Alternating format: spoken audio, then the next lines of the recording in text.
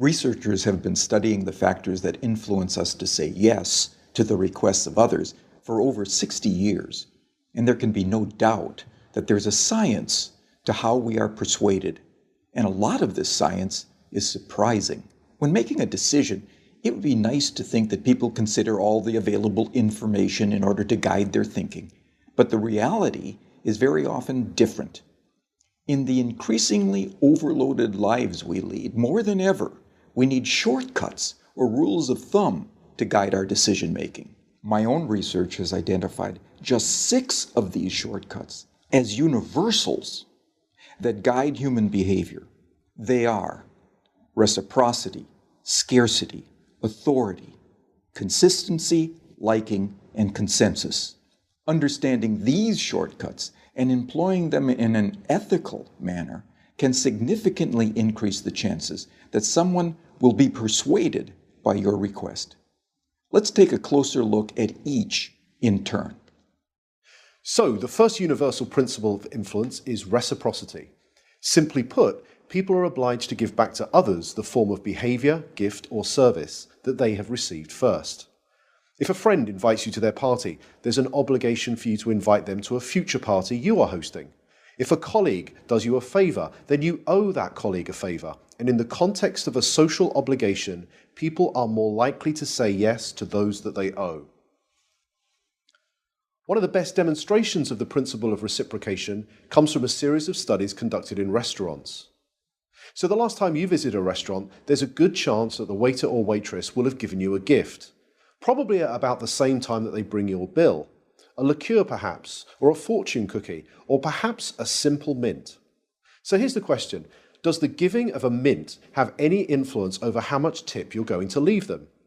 Most people will say no, but that mint can make a surprising difference. In the study, giving diners a single mint at the end of their meal typically increased tips by around 3%.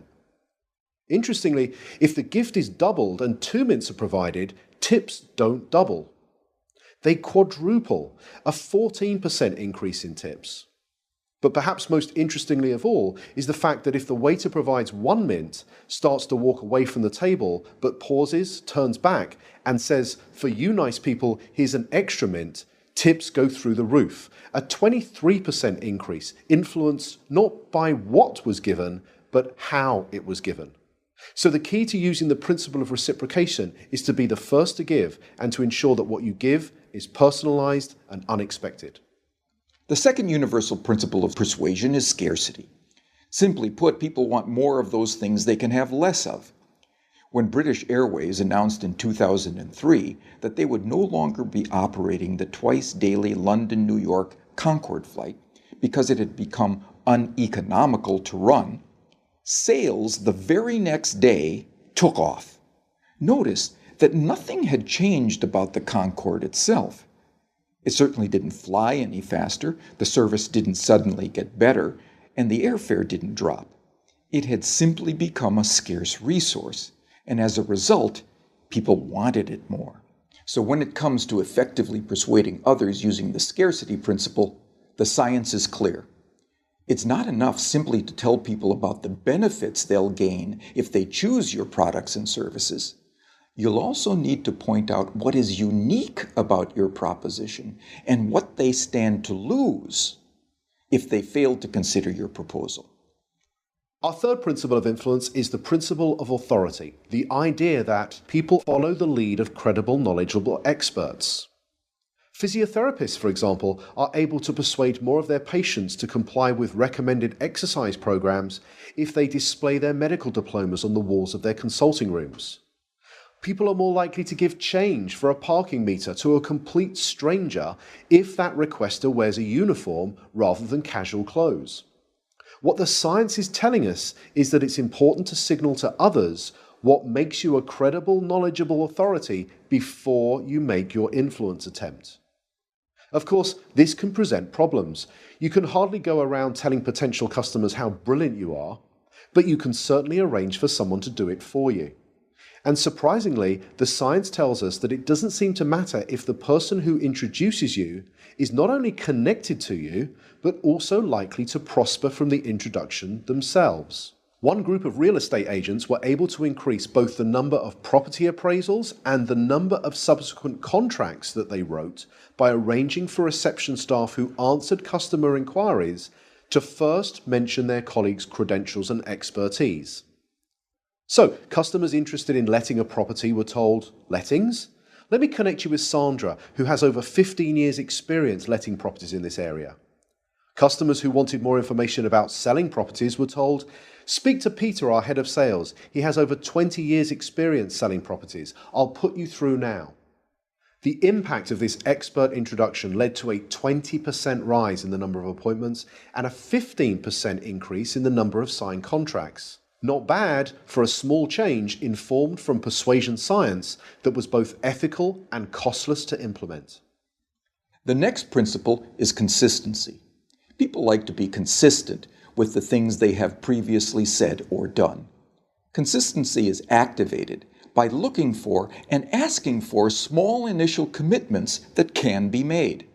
In one famous set of studies, researchers found, rather unsurprisingly, that very few people would be willing to erect an unsightly wooden board on their front lawn to support a Drive Safely campaign in their neighborhood.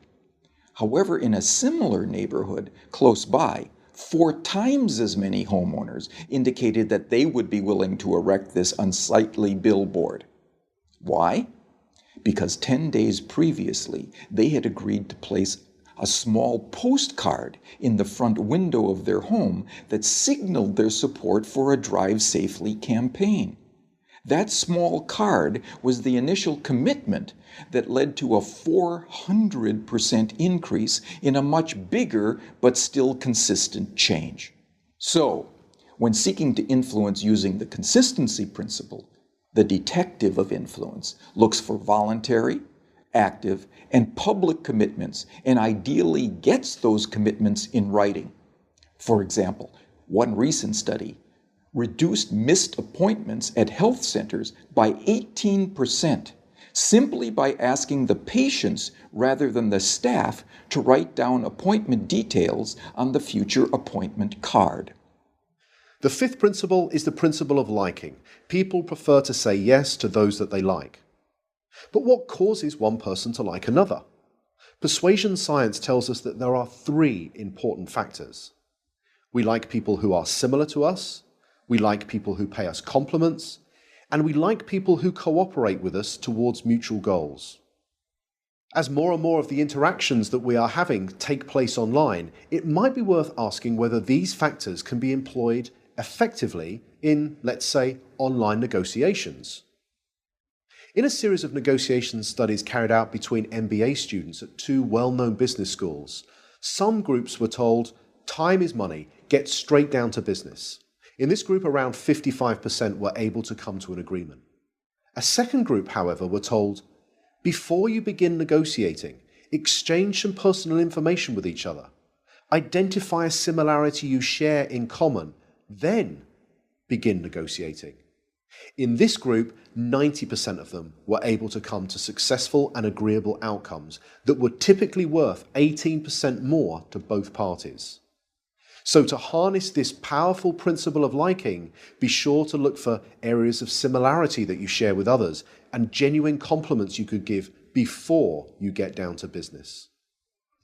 The final principle is consensus. Especially when they are uncertain, people will look to the actions and behaviors of others to determine their own.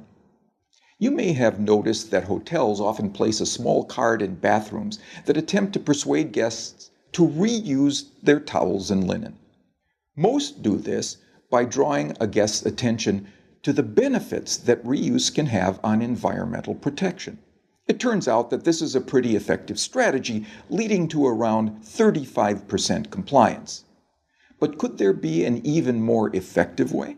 Well, it turns out that about 75% of people who check into a hotel for 4 nights or longer will reuse their towels at some point during their stay. So what would happen if we took a lesson from the principle of consensus and simply included that information on the cards and said that 75% of our guests reuse their towels at some time during their stay, so please do so as well. It turns out that when we do this, towel reuse rises by 26%. Now imagine the next time you stay in a hotel, you saw one of these signs. You picked it up and you read the following message. 75% of people who have stayed in this room have reused their towel. What would you think? Well, here's what you might think. I hope they're not the same towels. And like most people, you probably think that this sign will have no influence on your behavior whatsoever. But it turns out that changing just a few words on a sign to honestly point out what comparable previous guests have done was the single most effective message, leading to a 33% increase in reuse. So, the science is telling us that rather than relying on our own ability to persuade others, we can point to what many others are already doing, especially many similar others. So there we have it, 6 scientifically validated principles of persuasion that provide for small, practical, often costless changes that can lead to big differences in your ability to influence and persuade others in an entirely ethical way. They are the secrets from the science of persuasion.